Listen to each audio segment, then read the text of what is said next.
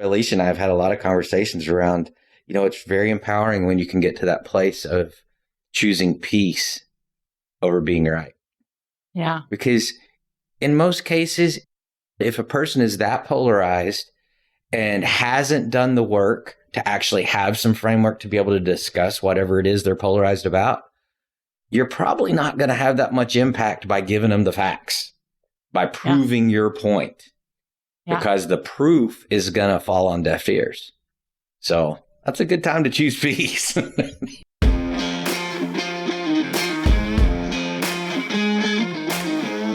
Hey, you leader, entrepreneur, business owner, solopreneur, whatever you call yourself, we know you're a visionary business builder, wealth seeker looking to combine a passion for doing good with leading consciously.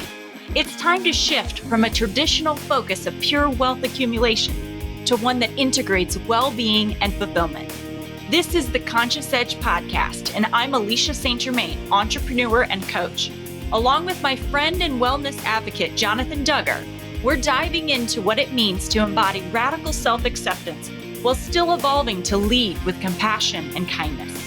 We're sharing our own experiences and expertise as we unpack imposter syndrome, perfectionism, procrastination, and all the other things that lead to burnout and keep you from experiencing pure joy, business growth, and maximum impact. This is a safe and supportive space to explore what it means to be a human creating wealth and building a business. You're here for a purpose, and it's time to shine your light.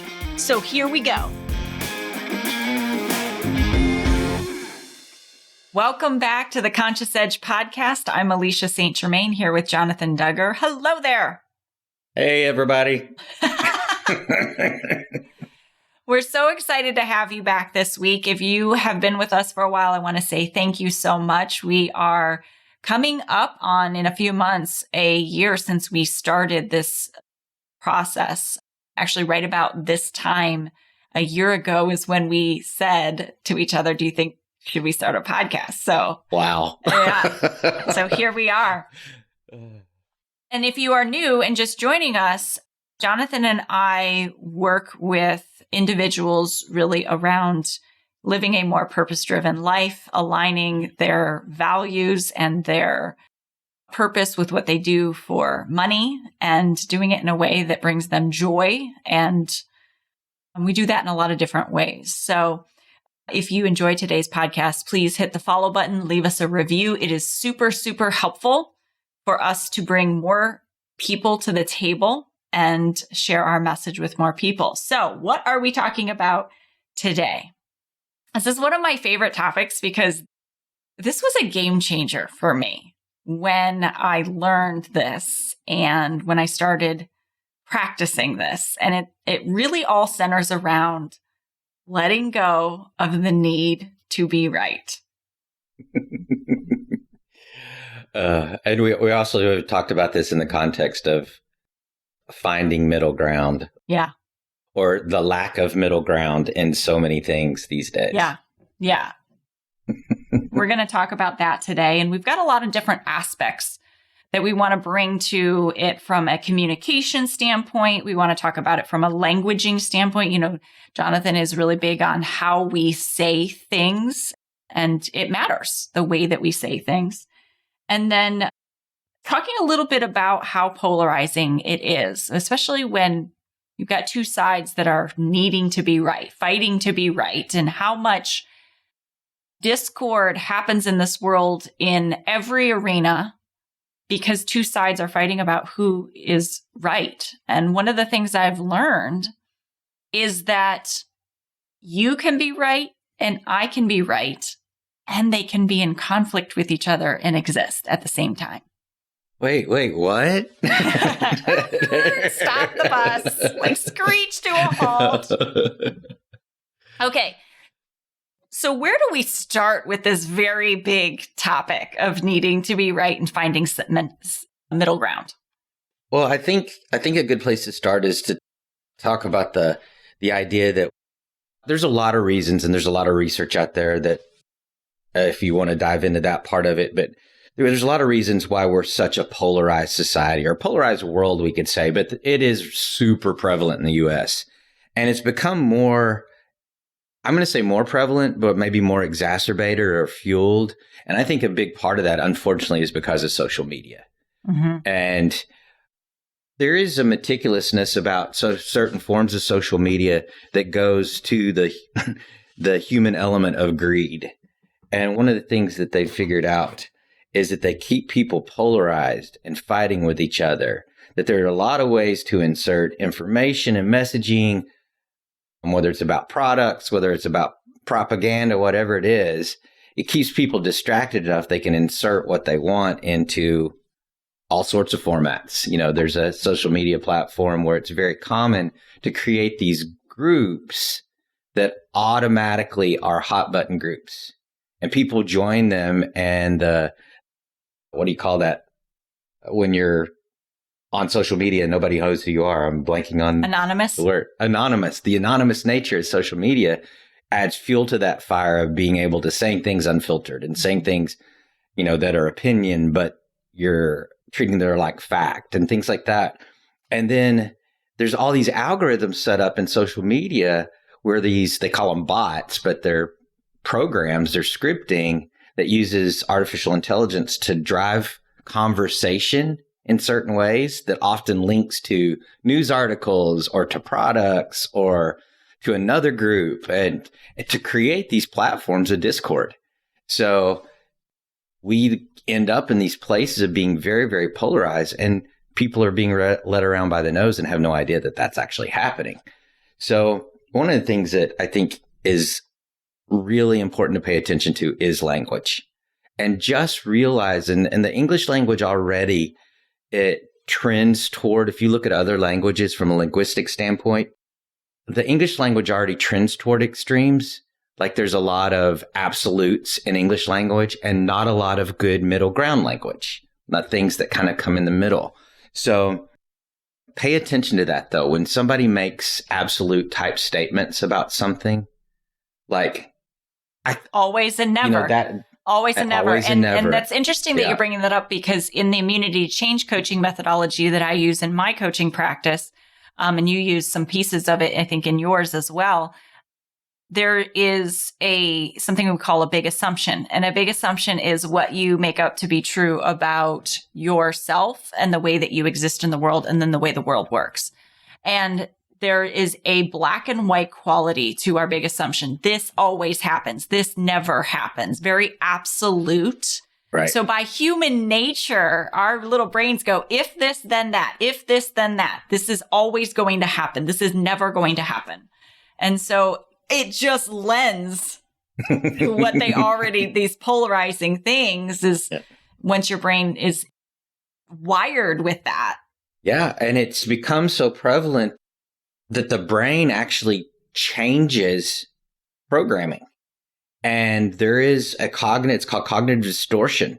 There's a point where we can get to where that's how we think about everything. Everything is in these dichotomies. They're black and white, or they're polar extremes.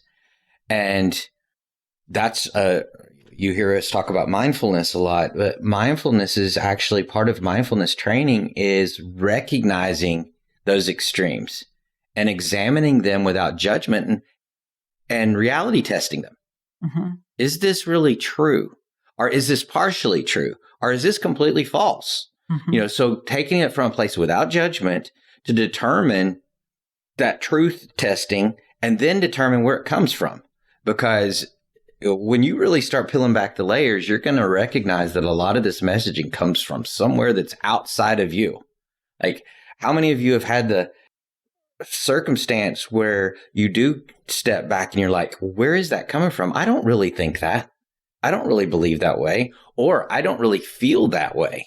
The words come out of your mouth and then you try and match that up with how you're actually feeling. You're like, wait, I don't feel that way. So that often is where that comes from. It's like this dichotomy type thinking or this extreme type thinking. So, and it's interesting.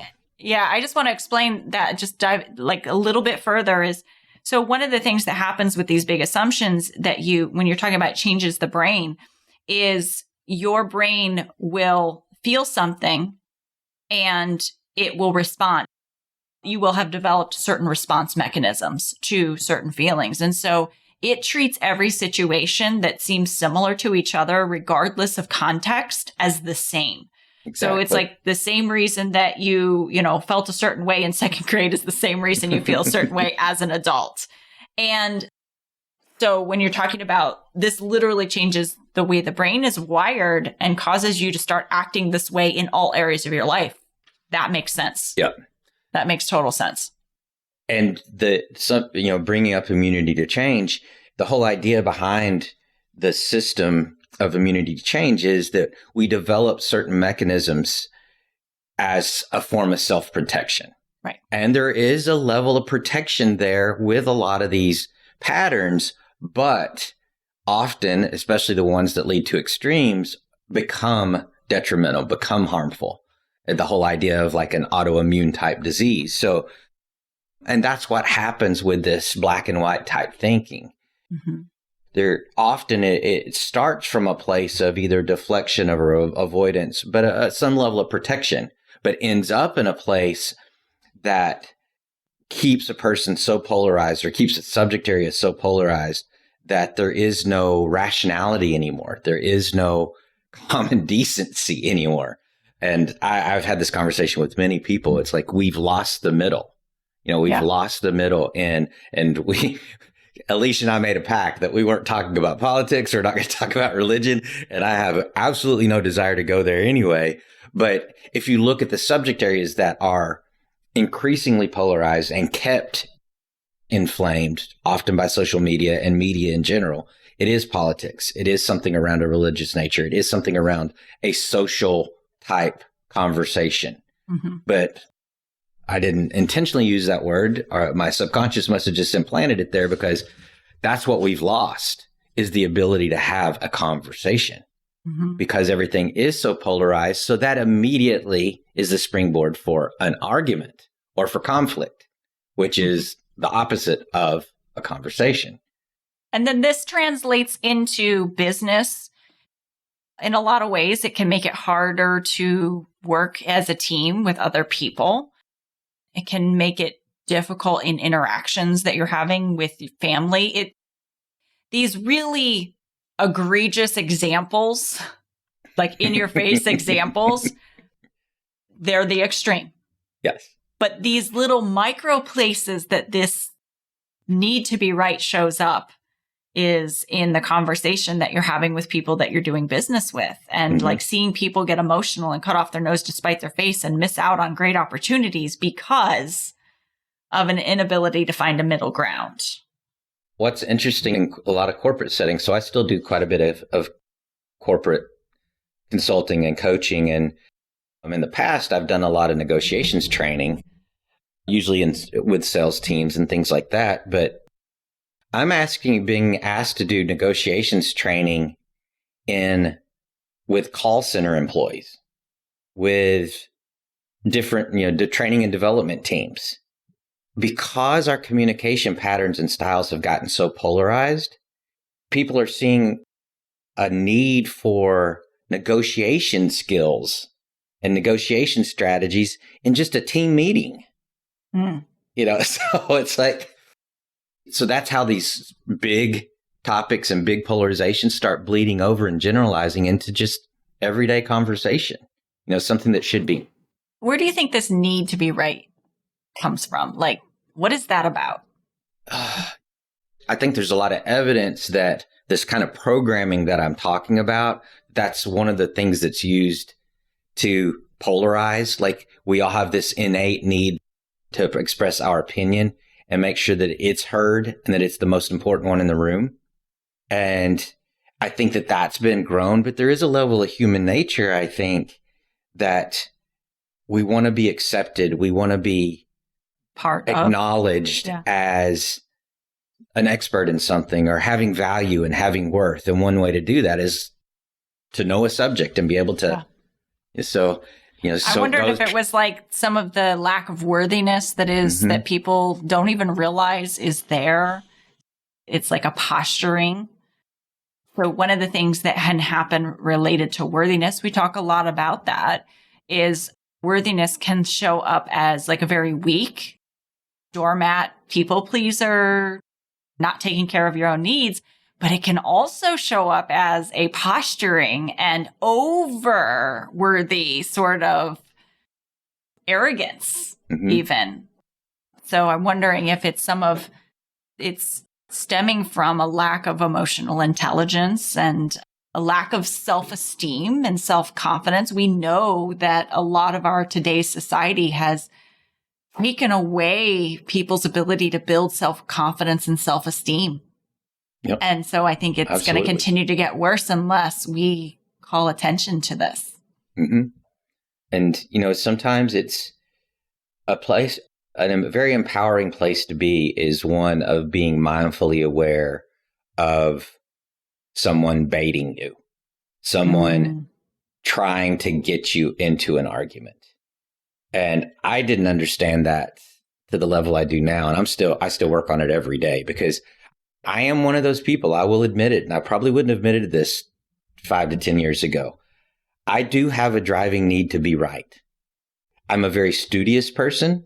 I like knowledge. I respect knowledge and information and the gaining of knowledge and information. That's why I spent way too many years in school. But I also had some learning challenges growing up. And I realized that a lot of my confidence was built, and I'm still I'm a horrible speller. I cannot spell to save my life.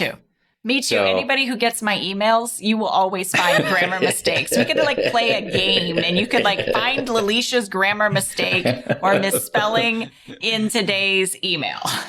But I had a lot of shame growing up around that and was shamed a lot around that.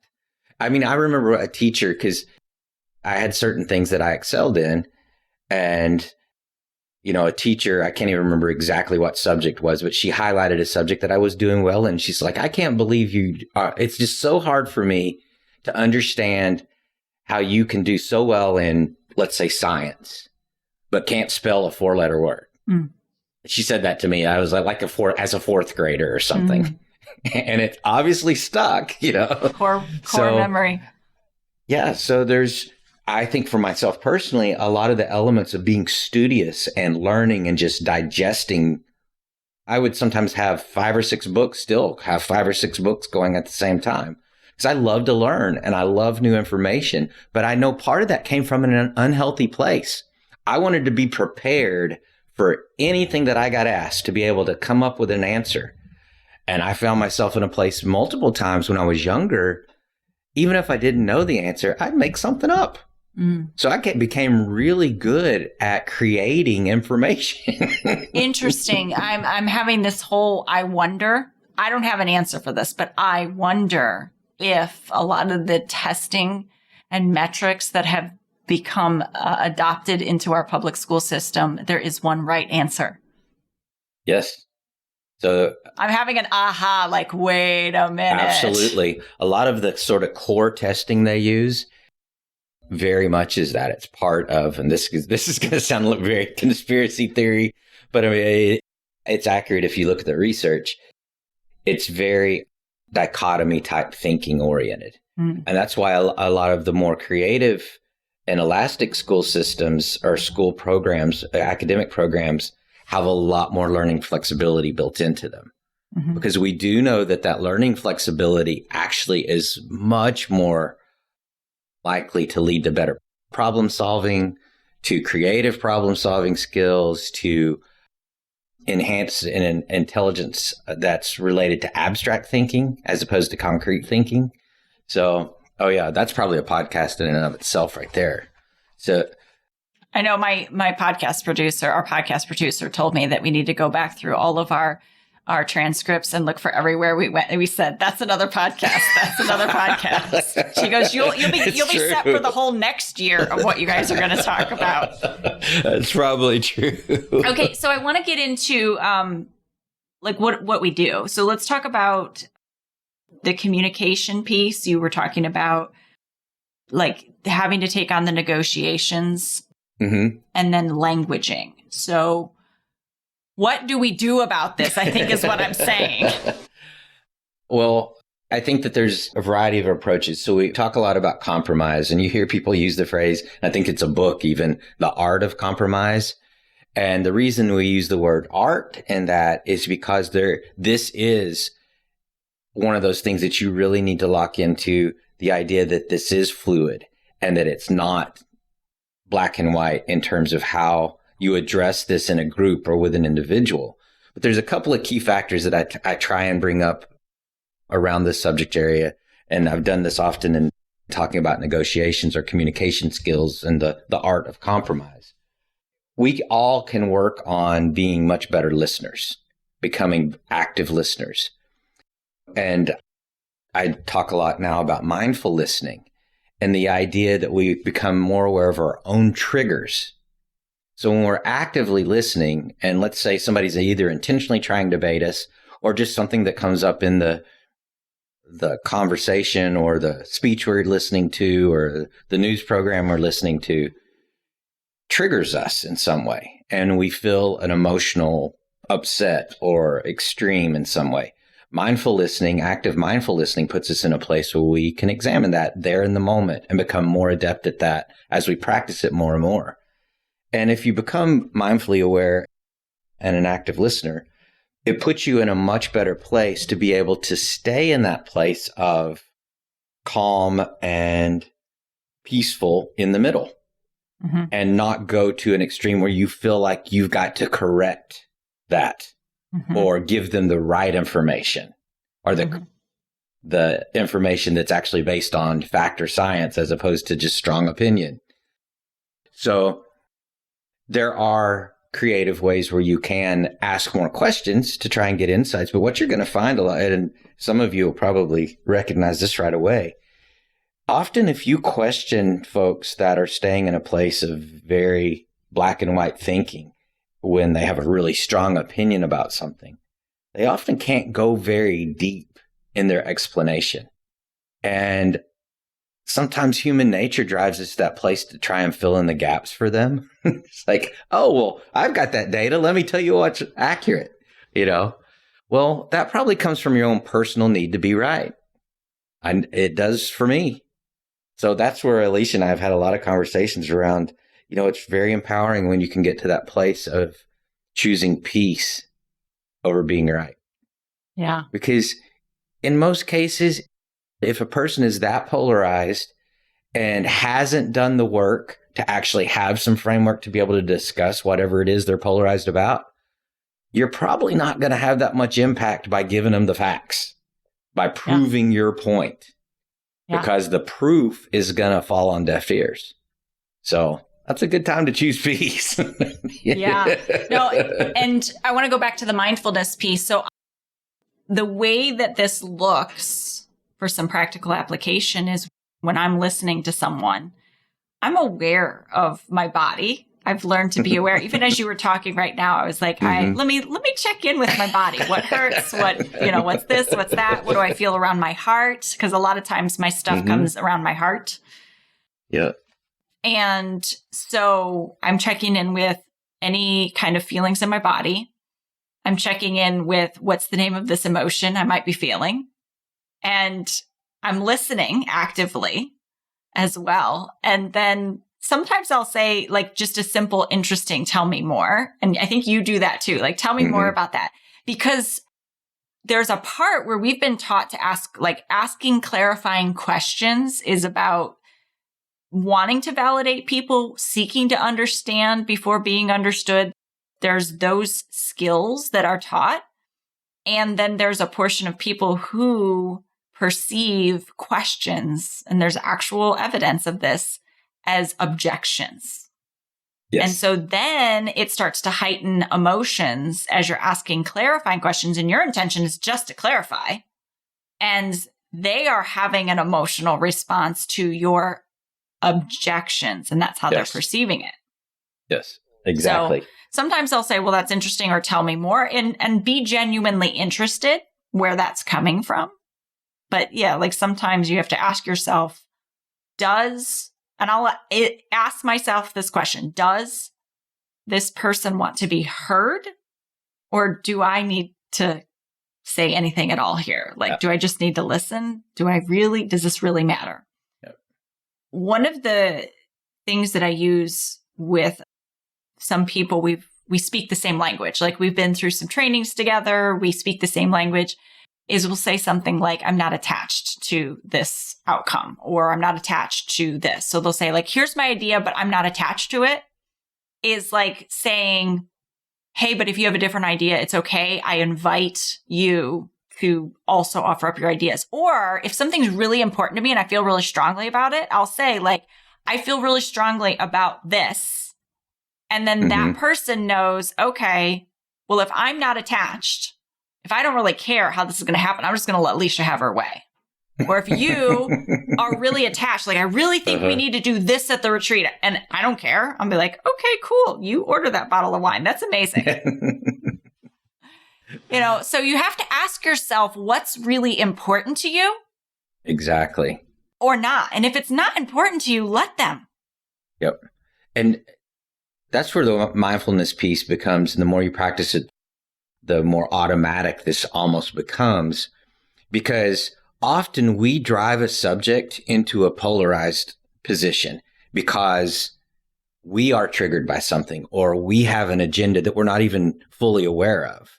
So when we can sit back, and this is kind of my litmus test for when I really just step away or say, okay, I'm letting this go, or I'm choosing peace, or whatever it is. If I can monitor myself and feel like I am being as honest and authentic and as compassionate as I can be with the questions I asked, or, the way I address the conversation, or whatever it is, and I'm still getting conflict thrown back at me, or I'm getting defensiveness, it's probably time for me to tap out. It's probably time for, and you can do that in very kind ways. Sometimes one question, and a friend of mine actually gave me this. I can't take credit for it. He is a master negotiator, and he's done a lot of work, written a lot of books on compassion and on anger and dealing with anger. And he said, sometimes I'll ask people when they have a really strong opinion about something and they're treating it like fact.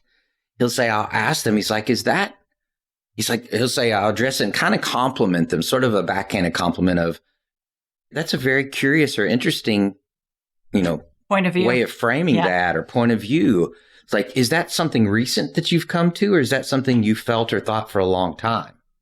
And he said it's interesting to watch people kind of unravel their own thinking, because they have to think about that. It puts them in a place of logic and reasoning. They start doing some internal math or something. And he said, though, if he gets a defensive reaction to that, he knows it's not a time to have or a conversation. A conversation's not going to happen. It's only this person chomping for a fight, or looking for an argument, or wanting, like you said, wanting to prove their point, or whatever it is. So it's like, you know what? Have a nice day. But there are kind of compassionate ways that you can step out of a conflict like that and choose peace. And, sometimes I'll say something simply like, it feels like that this may not be the best time for me. I'll own it, for me to have this conversation. So I hope you have a great day, and maybe we can talk again sometime, or something like that, and just step out. Well, and even when I think about, if we take it to the personal level and relationships that are important to you and close to you, is one of the things that's helped me let go of the need to be right as well is thinking about, what's my intention for this relationship? And if it's like, I love this person and I don't need to be right in this circumstance, and it is not going to change my day, then I'm going to choose the relationship over this one thing that I need to be right about, or that isn't, if they have an erroneous way. Like, I will often, and so sometimes I think I'm talking about this from the perspective of, this person maybe just has a different perspective than you. It's not even has to be they're wrong. I'm not talking, this is how I started the podcast. I said 2 people can be right about something. There can be 2 ways. There can be 10 ways to get to an outcome. And it could be as simple as like the way you put the dishes away. Yes. I have a very specific way I stack dishes in my cupboards. Every time someone else puts the dishes away in my house, they are haphazardly shoved in the cabinets. They do it wrong. They do it in a way that I don't feel comfortable with. Yes. And I acknowledge that they put the dishes away. So I don't need to say anything. These are points of contention where in homes people have fights about. Mm-hmm. I don't actually need to say anything because yes, it is really hard and they get jammed in the drawer when you try to pull it out and it doesn't make any sense to me. But this is how I like it. And if I'm not the one putting the dishes away, then it's okay if I choose to correct it typically because then the drawer doesn't get stuck. But I don't say anything and I don't nag anything because I actually acknowledge that some people put their dishes away in very haphazard ways and nobody in the family has a problem with it. So I'm not talking about even the most egregious, they're right, they're wrong, they're terrible people for believing what they believe. I'm talking about simple things that we pick fights over. Yeah. Yeah. And it happens. Degrade relationships. Go ahead. Yeah. And it happens in business settings too, where this driving need to be correct or their way to be the right way or whatever it is kills the deal or causes the loss of a potential vendor that has a really good product offering or whatever it is. But it applies to all of the frameworks that we communicate, whether it's personal or professional,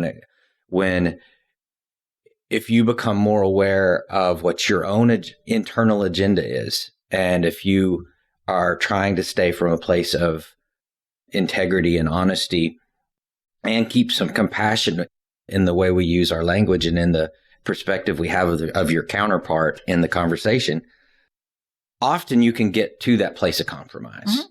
But there are times where you have to just say, I'm choosing to step out or I'm choosing peace. Mm-hmm. And sometimes that is giving them what they are really trying to get. And that isn't always necessarily compromise because that may be you giving up something. Yeah, but you can't do it from a place of resentment. Exactly. I was going to use a different word, but that's exactly where I was going next. It's got to stay from that place of peace. And it really is. You are determining, it's kind of a form of, it is a form of self-care. It's you deciding this turmoil that has the potential to create, the discord that is already there is detrimental to what I'm trying to achieve. So I'm choosing peace. I just thought of a cute story real quick. Oh, yeah. I was at Target a couple of weeks ago. And I guess the check girl running the checkout lane was having a bad day. And she said something kind of rude to the woman that was in front of me. And this woman had a little girl, probably a 3 or 4 year old, riding in the cart. And the woman said something, and I could feel the lady, the mom, start to respond. And the little girl looked at her mommy in the face, and she was probably watching her. She goes, "Make good choices."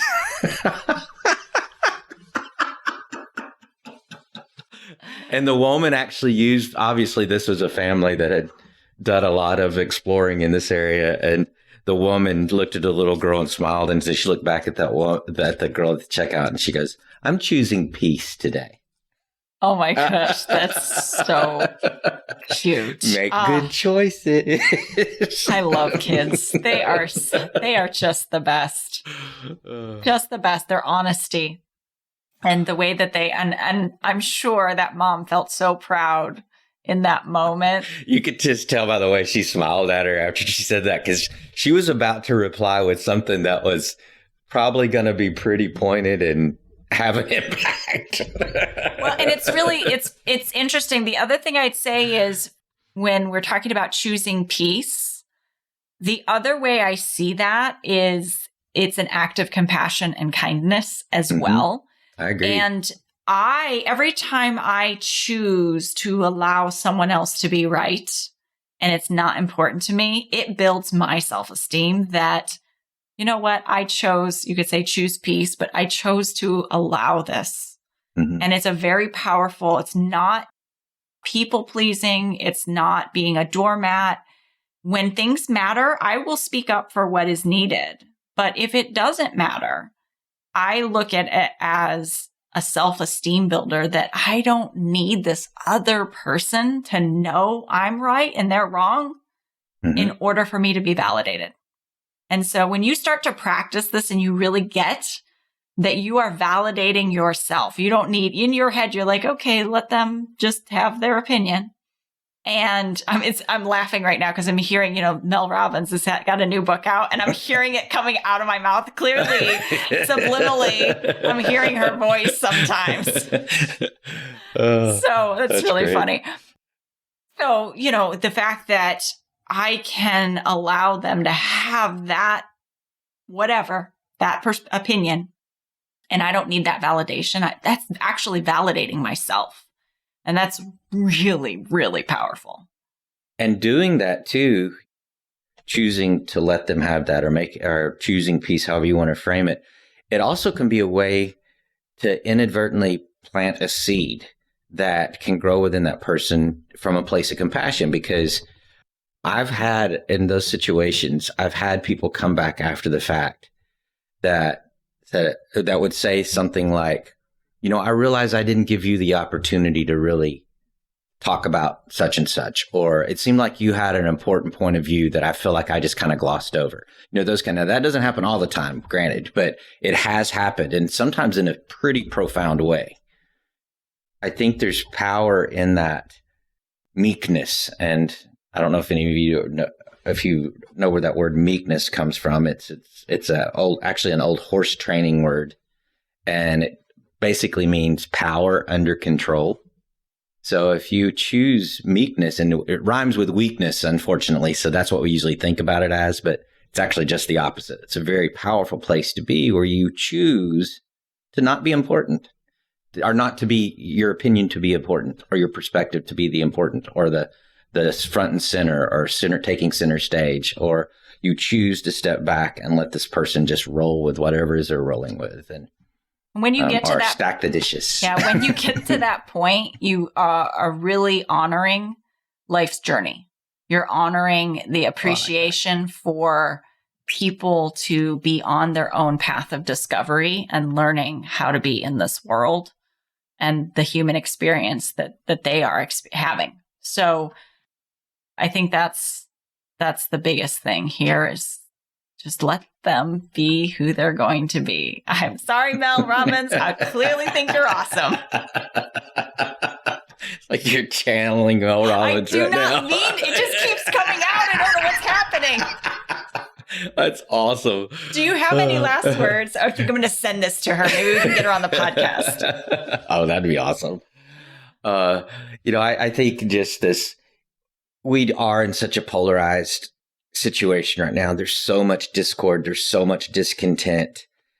And I'm just putting this out there for everybody, and I'm saying this to myself too, is find opportunities to choose peace. Find opportunities to make peace. Look for the gift in those strong conversations where you can practice mindfulness and practice compassion and practice self-compassion, because we still all get triggered. And that's the point of a lot of these forces out there that are creating the discord, is for us to get triggered and stay triggered. So recognize that and change it. Be the light, shine the light. I love that. There you go.